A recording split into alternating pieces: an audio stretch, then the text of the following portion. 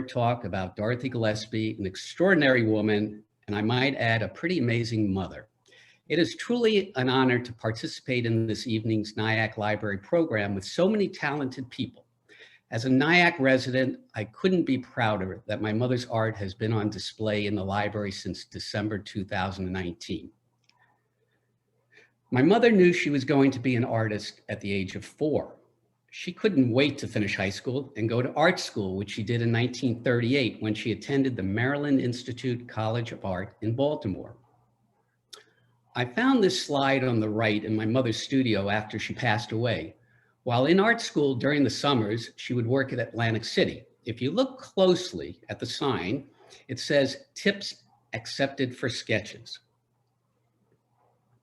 I also found many drawings in her New York City studio from her years in art school.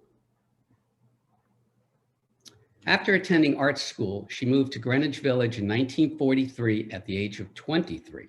She studied at the Students' Art League of New York and Stanley William Hayter's Atelier 17.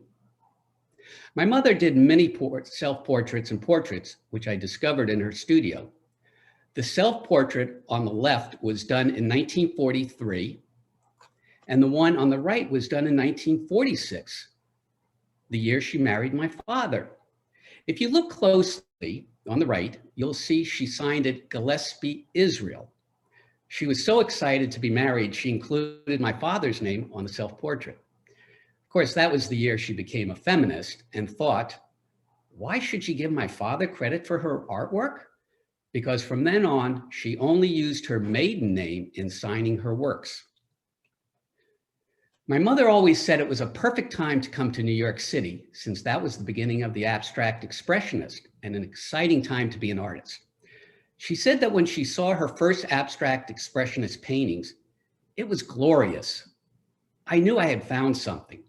Her own evolution toward abstraction coalesced with this movement, but it was very gradual and personal.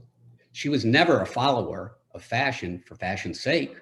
I never jumped on a bandwagon, she said. I wanted it my way. This painting titled Dancers, 1944, is one of my mother's earliest paintings that I discovered, and it is part of the Dorothy Gillespie traveling retrospective that travels around the country. As you can see, my mother at age 24 is not painting totally abstract yet. As I mentioned, in 1946, my mother married my father, a non-artist, 10 years older, divorced, with 2 children. They opened a very successful nightclub called the Salle de Champagne.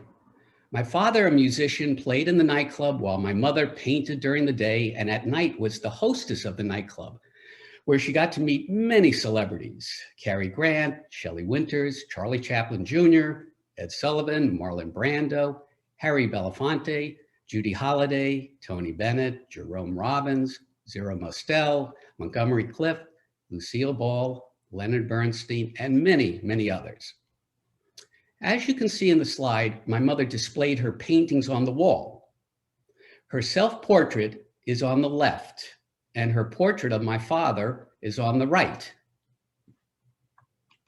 After leaving New York in 1951 and living in Lima, Peru for 2 years, my mother, father, sister, and I moved to Miami in 1953. My mother's work in abstraction began in earnest in the 1950s when, while drawing a cathedral, she realized that she was not interested in conveying how many steps it had, but rather how walking those steps and entering the cathedral would feel. By eliminating a literal presentation, she felt she had enhanced communication with the viewer, which you can also see in these other 2 paintings. The art editor for the Miami Herald wrote on May 6, 1962, Miss Gillespie has in her collection 2 of the largest easel paintings we have ever seen. These works, measuring 12 feet in height and 16 feet in width, each covers an entire wall of the largest exhibition room in the museum. Miss Gillespie's works are pure abstraction, communicating whatever they communicate, and Miss Gillespie is adept in both fields. She uses color superbly, and her blocky, squarish shapes are attractively assembled. As I traveled around the country after my mother passed away, I discovered this abstract painting dated 1962, titled Late Spring in the Virginia Museum of Art. The year my mother painted Late Spring, Bernard Davis, president of the Miami Museum of Art, in 1962 wrote, "Dorothy Gillespie considers painting the very essence of her existence."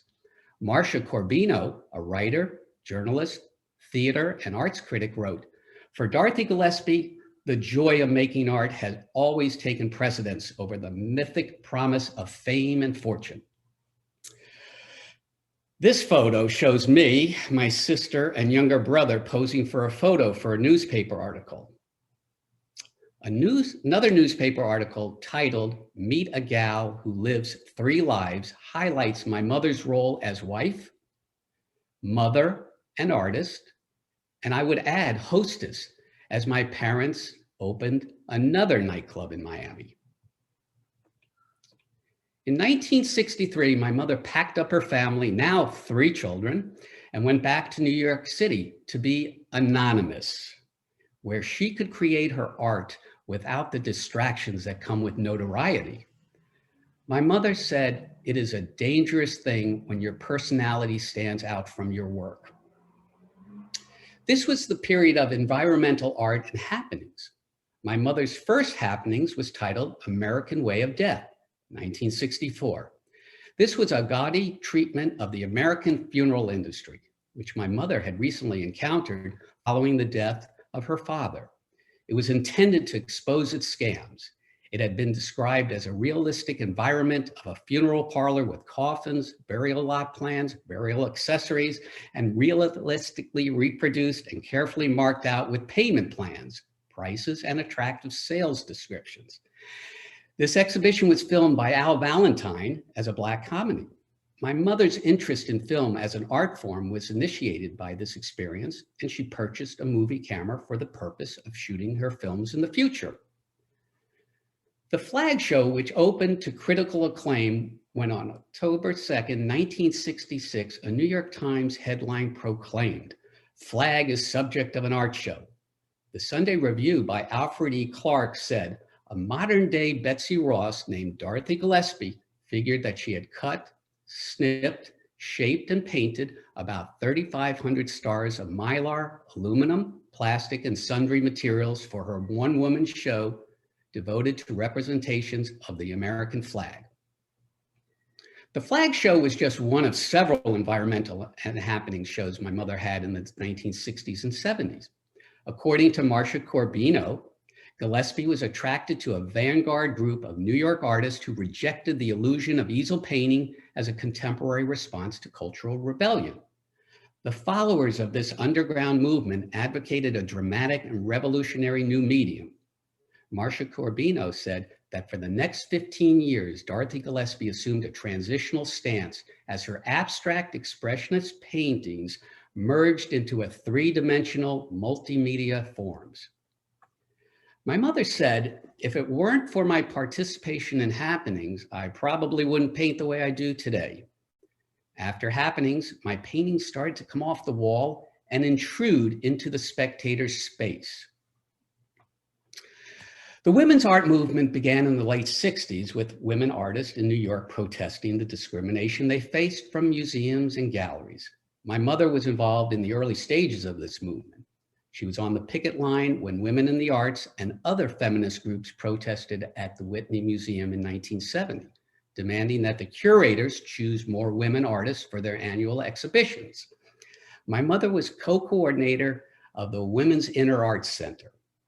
The purpose of the Women's Inner Arts Center was twofold: to bring the work of women artists to the public and to provide facilities and instruction in all the art forms for women artists. It was a membership organization of professional women in all artistic disciplines. My mother was also the chairperson of the Fine Arts Committee at the International Women's Art Festival in 1975, and she was a board member for the Women's Caucus for Arts in 1975 and Women in the Arts 1974 and 75, and the driving force behind the Women's Inner Arts Center's creation of an archive of women in the United States, where she filmed and taped interviews. During the 1970s, my mother taught a course at New York's New School for Social Research that would enlighten and educate women in the visual arts.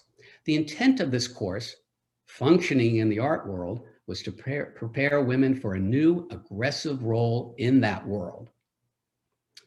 In 1974, my mother organized an innovative outdoor exhibition, Walk Through Art, that was mounted in Central Park, Battery Park, and Rockefeller Center, then traveled to 50 colleges, universities, and street fairs around the country. According to Gina Weiss, Dorothy Gillespie's career throughout the 1970s was inseparable from the women's art movement, from supporting other women artists and encouraging the universal appreciation and creation of artwork made by women. Sandra Olson, director of the University of Buffalo Art Gallery, said, Dorothy Gillespie opened my eyes to the bravery of fortitude of women artists during the 1960s and the 1970s who broke so many barriers in the male-dominated art world. In 2001, my mother received the Lifetime Achievement Award from the Women's Caucus for Arts for her work, vision, and commitment to women in the visual arts. The citation reads, in part, "We honor you, Dorothy Gillespie, for your pioneering efforts on behalf of women in the arts. You have shown women how to function in the art world, how to invest in themselves, how to balance life and work, and how to do these seemingly incompatible tasks with joy and with a generosity of spirit." During the 1970s, my mother brought her paintings off the wall first with paper. The medium of paper was very important to my mother's artistic development. She believed that art on paper was compatible with our mobile society. It's easy to pack, easy to move, and easy to unroll, hang on the wall, and enjoy. Art historian Francis Martin wrote about my mother. She is paper, and paper is Gillespie. After bringing her paintings off the wall with paper, my mother's art evolved into permanent cascades and explosions made in aluminum and steel, luminous and bright primary colors, and more subtle palettes.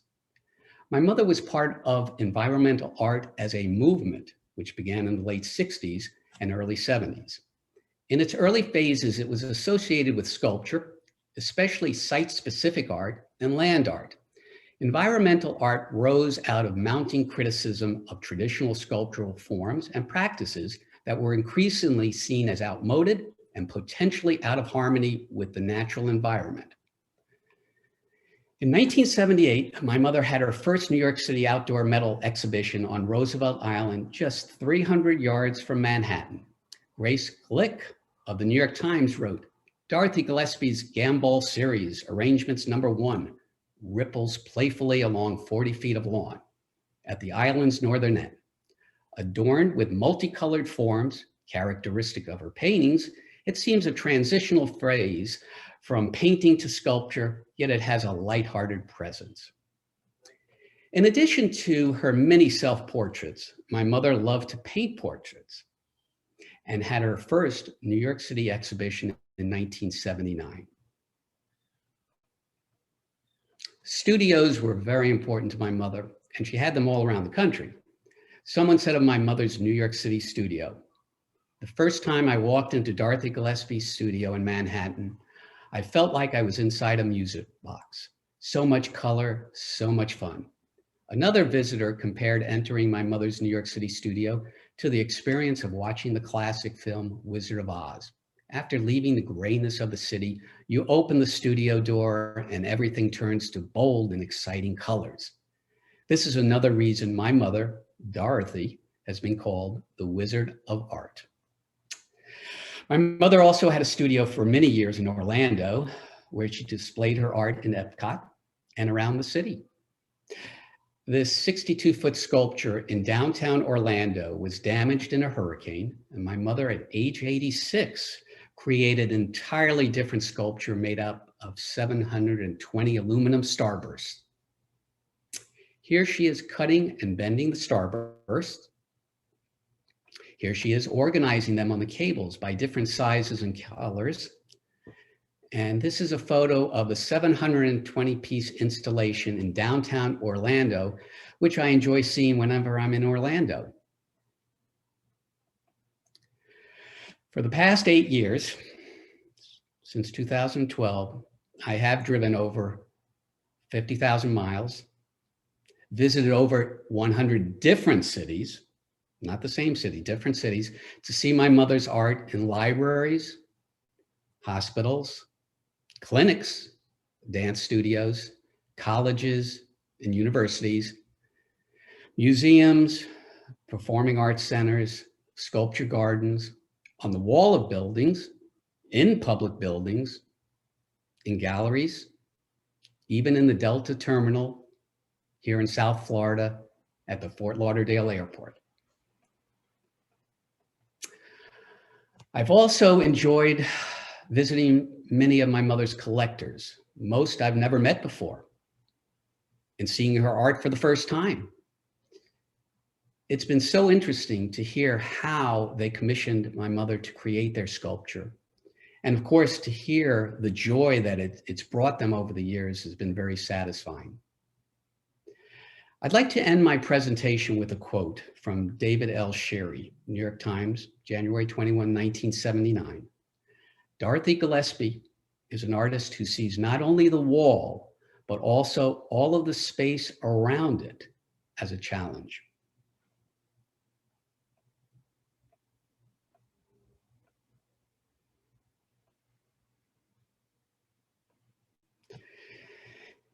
It gives me great pleasure